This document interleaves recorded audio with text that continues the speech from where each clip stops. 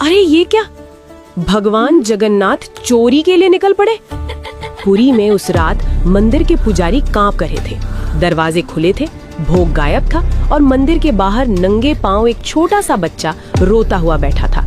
लोग चिल्ला रहे थे, भगवान नाराज हो गए, भगवान नाराज हो गए, भगवान नाराज हो गए। लेकिन किसी ने नहीं देखा कि उस बच्चे ने कांपती आवाज में बस इतना कहा, आज मेरे दोस्त को भूख लगी थी। और तभी किसी ने फुसफुसा कर कहा, ये बालक भगवान जगन्नाथ का दोस्त कैसे हो सकता है? हाँ, ये असंभव लगता है, कुछ तो गड़बड़ है। पुरी के उसी विशाल मंदिर के पीछे जहाँ रोज घंटियां बजती थीं, जहाँ फूलों की खुशबू रहती थी, वहाँ एक छोटा सा कमरा था। वो कमरा किसी पुजारी का नहीं था, किसी राजा का नहीं था, वो था नीलू का। नीलू की उम्र कोई ठीक नहीं जानता था। कुछ कहते थे 5 साल, कुछ कहते थे 7। नीलू अनाथ था, न माँ न बाप न कोई घर। जब लोग पूछते तू कहाँ रहता है, तो वो मुस्कुरा कर कहता, यही बाबा के घर। लोग हंसते थे, पर नीलू सच कह रहा था। हर सुबह जब मंदिर के कपाट खुलते, नीलू सबसे पहले पहुंच जाता। वो झाड़ू नहीं लगाता था, वो फूल नहीं चढ़ाता था, वो बस जगन्नाथ जी के सामने बैठकर धीरे से कहता, आज आप जल्दी मत जाना। जैसे कोई दोस्त दूसरे दोस्त से बात करता है। कभी कभी वो शिकायत करता, कल आपने मुझे सपने में भी नहीं बुलाया। कभी हंसता, आज आपके लिए नई कहानी लाया हूँ। पुजारी देखते थे पर अनदेखा कर देते थे। उनके लिए नीलू बस एक अनाथ बच्चा था, पर नीलू के लिए जगन्नाथ ही सब कुछ थे। वो दिन जब सब कुछ बदलने वाला था। उस दिन बारिश बहुत जोर से हो रही थी। भोग की तैयारी देर से हुई, पुजारी परेशान थे, भीड़ ज्यादा थी। नीलू को उस दिन प्रसाद नहीं मिला। वो मंदिर के कोने में चुपचाप बैठा रहा, आंखें नीचे, पेट खाली। रात होने लगी। मंदिर बंद होने से पहले नीलू धीरे धीरे उठा और जगन्नाथ जी के सामने गया। उसकी आवाज कांप रही थी, आज आप खाना मत खाना, क्योंकि आज मेरे दोस्त को भूख थी है। एक पुजारी गुस्से में बोला, चल हट, ये भगवान है। नीलू ने सिर झुका लिया, पर जाते जाते धीरे से फुसफुसाया, अगर आप नहीं आए तो आज मैं सो नहीं पाऊंगा। वो रात जब चोरी हुई, आधी रात, मंदिर शांत था। अचानक शोर मचा, भोग गायब है। लड्डू, फल, मिठाई सब नहीं थे। पुजारी दौड़े, दरवाजे बंद थे, ताले सही थे, कोई बाहर से नहीं आ सकता था। तो फिर तभी किसी ने देखा, मंदिर के बाहर नीलू बैठा था। उसके हाथ में आधा लड्डू था और आंखों में डर। भीड़ इकट्ठा हो गई। कोई चिल्लाया, भगवान चोरी करने निकल पड़े। कोई बोला, ये बच्चा चोर है। नीलू कांपने लगा। उसने बस इतना कहा, उन्होंने खुद दिया। पुजारी गुस्से में बोले, भगवान खाना नहीं देते, तू चोरी करता है। नीलू रो पड़ा। उसने जमीन पर बैठकर जोर से कहा, आप लोग नहीं समझते। भीड़ शांत हो गई। नीलू बोला, दोस्तों, जब मुझे डर लगता है वो आते हैं, जब भूख लगती है वो हंसाते हैं। आज उन्होंने कहा तुम सो जाओ, मैं देख लूंगा। सन्नाटा। लेकिन यही कहानी खत्म नहीं होती। उसी पल मंदिर के अंदर से घंटी अपने आप बज उठी और जगन्नाथ जी की आंखों से जैसे चमक निकल पड़ी। पुजारी पीछे हट गए। किसी ने कांपते हुए कहा, अगर बच्चा झूठ नहीं बोल रहा तो इसका मतलब भगवान सच में किसी की मनोकामना पूरा करने निकल पड़े थे। लेकिन सवाल अब भी था, भगवान किसी की सुन लेते हैं और किसी की नहीं। ऐसा क्यों? क्या अगला दिन नीलू के लिए चमत्कार लाएगा या सबसे बड़ी सजा? जब लोगों ने सोचा अब अच्छा होगा, लेकिन भगवान ने सबसे कठिन रास्ता चुना। अगली सुबह जब सबको लगा अब चमत्कार होगा, पुरी में सुबह होते ही खबर फैल गई। रात भगवान ने भोग खुद बाहर भेजा। एक बच्चे के लिए भगवान चले आए। अब तो इस बच्चे की किस्मत बदल जाएगी। मंदिर के बाहर भीड़ थी। लोग नीलू को देखने आए। कोई सिक्का दे रहा था, कोई मिठाई, कोई सिर पर हाथ फेर रहा था। नीलू बस चुप था। वो बार बार मंदिर के दरवाजे की तरफ देख रहा था, जैसे किसी का इंतजार हो। नीलू की एक ही जिद। एक पुजारी ने पूछा, बोल बेटा क्या चाहिए? नीलू ने सिर हिलाया, कुछ नहीं। नीलू बोला, बस आज रात भी वो आएंगे ना? पुजारी चुप हो गया, क्योंकि वो नहीं जानता था कि भगवान हर रात किसी के लिए आते हैं या नहीं। पहला झटका जब सब उल्टा हो गया। दोपहर होते होते मंदिर समिति की बैठक हुई। कुछ बुजुर्ग पुजारी बोले, ये बच्चा गलत परंपरा बना रहा है। लोग भगवान से दोस्ती समझने लगेंगे।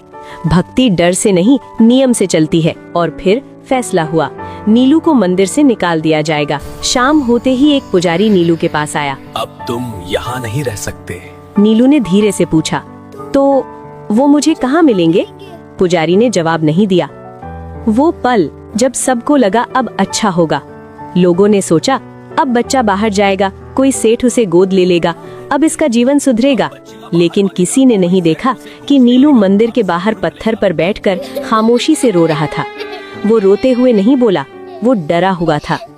रात जब भगवान नहीं आए। पहली बार नीलू मंदिर के अंदर नहीं था, वो बाहर बरामदे में लेटा था। आसमान में बादल थे, हवा ठंडी थी। नीलू ने आंखें बंद की और धीरे से कहा, आज आप आओगे ना? कोई जवाब नहीं, घंटियां नहीं बजी, कोई आहट नहीं। नीलू ने फिर कहा, अगर मैंने कुछ गलत कहा हो तो माफ कर देना। लेकिन उस रात भगवान नहीं आए। दूसरा झटका, जब लोग डर गए। अगली सुबह मंदिर में कुछ अजीब हुआ। भोग बना लेकिन स्वाद कड़वा था। पुजारी हैरान। फिर दूसरे दिन फूल मुरझा गए। तीसरे दिन घंटियां अपने आप बीच में रुक गईं। लोग फुसफुसाने लगे, बाबा नाराज है, बच्चे को निकालना ठीक नहीं हुआ। लेकिन तब तक नीलू कहीं और जा चुका था। नीलू का नया रास्ता, जहां सबको लगा अब अच्छा होगा। एक सेठ ने नीलू को अपने घर ले लिया। बड़ा घर, नरम बिस्तर, भरपेट खाना। लोग बोले, देखो भगवान ने दे दिया, अब सब ठीक है। लेकिन पहली रात नीलू बिस्तर पर बैठा रहा, खाना नहीं खाया। सेठ की पत्नी बोली, क्या हुआ? नीलू बोला, यहाँ वो नहीं आते। यहाँ वो नहीं सब आते। हंस पड़े। सबसे बड़ा ट्विस्ट, जहाँ सब गलत साबित हुआ। तीसरी रात नीलू तेज बुखार में कांप रहा था। डॉक्टर आए, दवा दी, लेकिन नीलू बार बार बड़बड़ा रहा था, मैं गलत जगह आ गया, वो मुझे यहाँ नहीं ढूंढ पाएंगे। सेठ डर गया। उसी रात मंदिर में घंटी अपने आप जोर से बज उठी और मुख्य पुजारी बेचैन होकर उठ बैठे। उन्हें सपना आया। जगन्नाथ जी बोले, जिसे तुमने बाहर किया वो मेरा है। सुबह होते ही सेठ नीलू को लेकर मंदिर भागा। लेकिन सवाल ये था, क्या नीलू जीवित रहेगा? क्या भगवान वापस आएंगे? या अब बहुत देर हो चुकी है? और सबसे बड़ा सवाल, क्या हर बार भगवान जल्दी सुनते हैं तो वो अच्छा ही होता है? जब भगवान समय पर नहीं आए और सबने मान लिया कि अब बहुत देर हो चुकी है, वो सुबह जो किसी की जिंदगी बदल देती है। सुबह का सूरज निकला, लेकिन पुरी की हवा में वो शांति नहीं थी। मंदिर के बाहर लोग चुप थे, कोई घंटी नहीं, कोई मंत्र नहीं। सेठ की गाड़ी मंदिर के सामने रुकी। नीलू अंदर था, कमजोर, तपता हुआ, आंखें अध खुली। मुख्य पुजारी आगे बढ़े। जल्दी करो, डॉक्टर फुसफुसाए, बच्चे की हालत बिगड़ रही है। नीलू ने अचानक आंखें खोली। उसकी आवाज बहुत धीमी थी, आज वो आएंगे? किसी के पास जवाब नहीं था। मंदिर के अंदर, जहां सब कुछ गलत लग रहा था, नीलू को गर्भगृह के पास लाया गया। वो जगह जहां आम लोगों को जाने की इजाजत नहीं होती। पुजारी कांप रहे थे, ऐसा पहले कभी नहीं हुआ था। नीलू ने आंखें बंद की और बहुत धीरे से बोला, अगर आप नहीं आए तो मैं सो जाऊंगा। ये सुनकर एक बुजुर्ग सेवायत रो पड़े। जब लोगों ने पहली बार भगवान से सवाल किया, भीड़ के बीच एक आदमी चिल्लाया, अगर भगवान दोस्त है तो अब कहाँ है? किसी और ने कहा, क्यों भगवान बंदों से भी देर कर देते हैं? पहली बार पुरी में लोग भगवान से सवाल कर रहे थे और भगवान अब भी चुप थे। वो क्षण जब सबको लगा अब अंत है। नीलू की सांसें तेज हो गईं, हाथ ठंडे पड़ने लगे। डॉक्टर ने सिर हिलाया, हम कुछ नहीं कर सकते। सेठ की पत्नी फूट फूट कर रो पड़ी। पुजारी ने आंखें बंद कर ली। अगर भगवान दो तो थे तो उन्होंने इसे रहने क्यों दिया? और उसी पल नीलू ने मुस्कुरा दिया, बहुत हल्की मुस्कान। उसने फुसफुसा कर कहा, वो आ गए। सब चौंक गए। कहाँ? किसी ने पूछा। नीलू बोला, पीछे। उसी पल मंदिर के भीतर तेज हवा चली, दिए कांपने लगे, घंटी अपने आप बज उठी। लेकिन जगन्नाथ जी की मूर्ति हिली नहीं। कोई चमत्कार नहीं, कोई रोशनी नहीं। लोग भ्रम में थे। अगर भगवान आए हैं तो दिख क्यों नहीं रहे? सबसे दर्दनाक मोड़, नीलू की सांस अचानक थम गई। डॉक्टर ने कलाई छोड़ी, धीमी आवाज में बोला, अब नहीं। मंदिर में एक साथ कई चीखें उठी। सेठ घुटनों पर गिर पड़ा। पुजारी फूट फूट कर रोने लगे और उसी पल एक पुजारी ने कांपती आवाज में कहा, अगर भगवान दोस्त थे तो उन्होंने इसे मरने क्यों दिया? चुप्पी जो जवाब से ज्यादा भारी थी। नीलू का शरीर शांत था, चेहरे पर डर नहीं था, बस एक अजीब सी शांति। मंदिर के बाहर लोग बैठ गए, कोई बोल नहीं रहा था। पुरी ने पहली बार भगवान की चुप्पी को इतना भारी महसूस किया। सवाल जो अब सबके थे, क्या भगवान देर कर गए? क्या दोस्ती भी नियमों से हार गई? क्या भगवान सिर्फ देने आते हैं या कभी लेने भी? और सबसे डरावना सवाल, अगर भगवान ना आए तो विश्वास का क्या? रात होते ही मुख्य पुजारी को एक और सपना आया, लेकिन इस बार भगवान मुस्कुरा नहीं रहे थे। उन्होंने बस इतना कहा, तुम सब ने सोचा मैं देर कर गया, लेकिन तुम नहीं जानते मैं उसे लेने नहीं छोड़ने आया था। मैं उसे लेने नहीं छोड़ने आया था। वही रात जब सपना सिर्फ सपना नहीं था।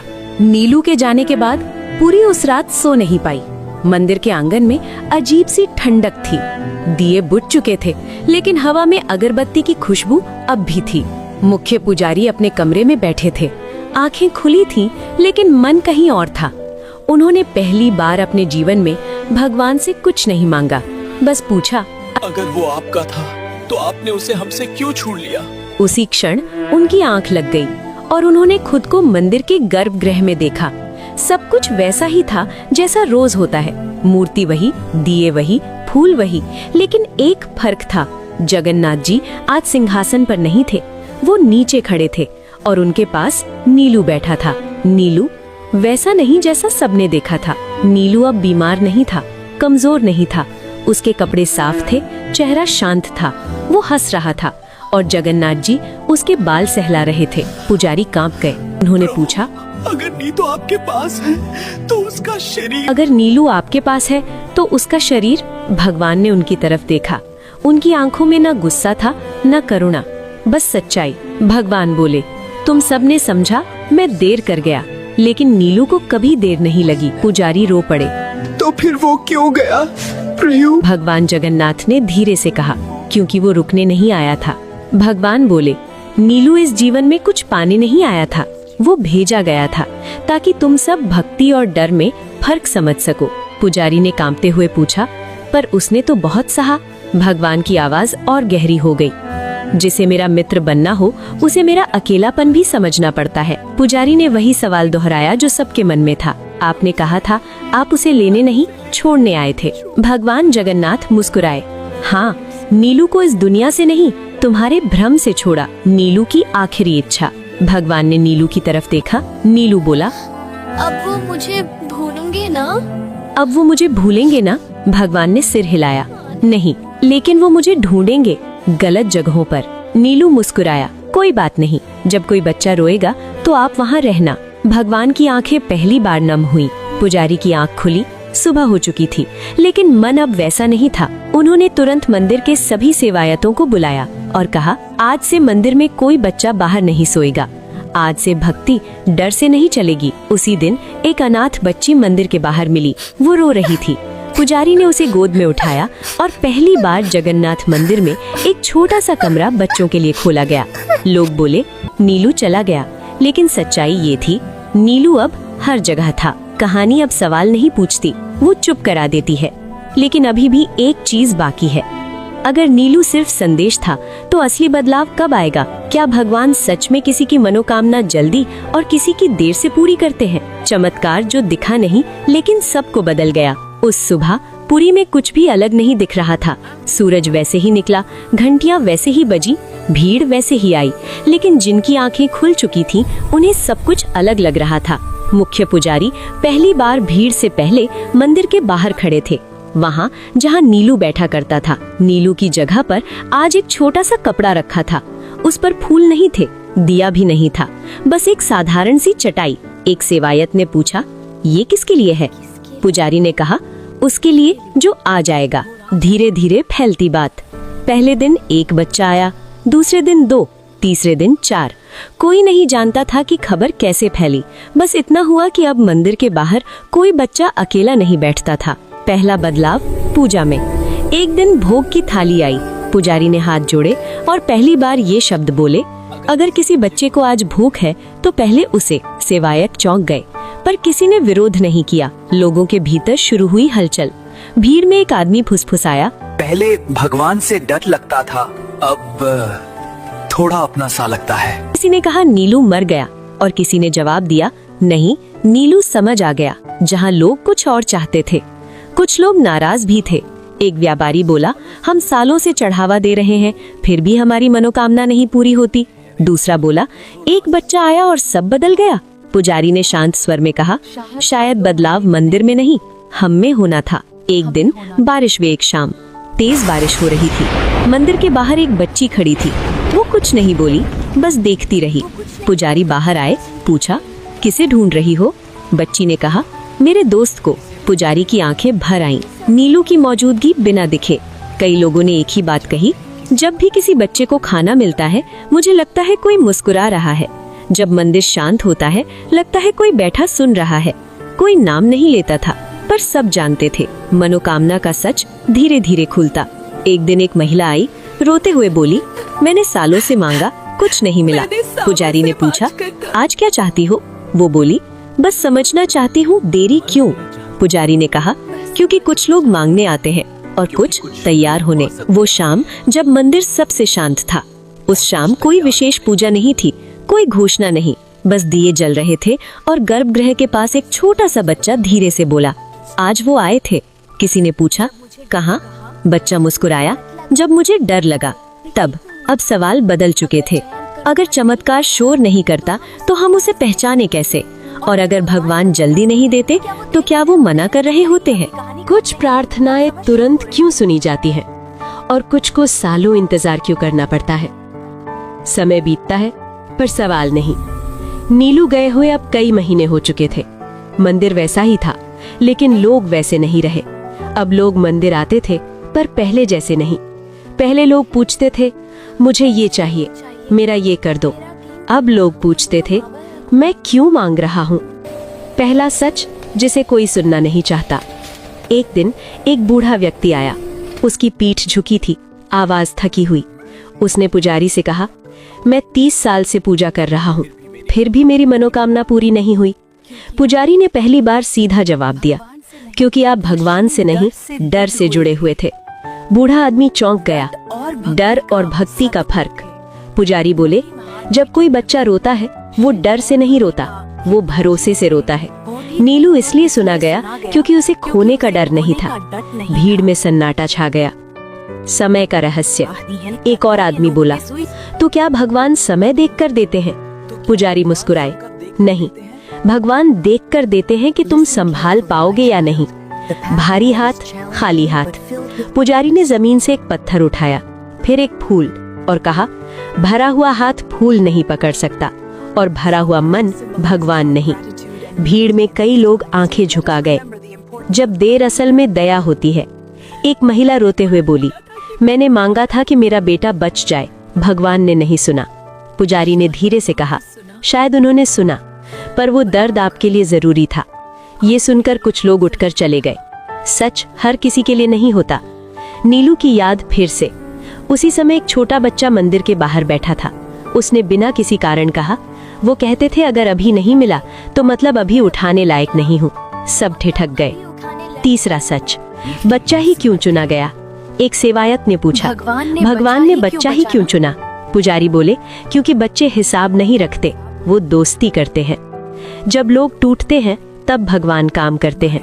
पुजारी ने आखिरी बात कही, भगवान देने से पहले इंसान को तोड़ते नहीं, खाली करते हैं, और जो खाली होना स्वीकार कर ले उसे इंतजार नहीं लगता। अब कहानी अपने आखिरी मोड़ पर है।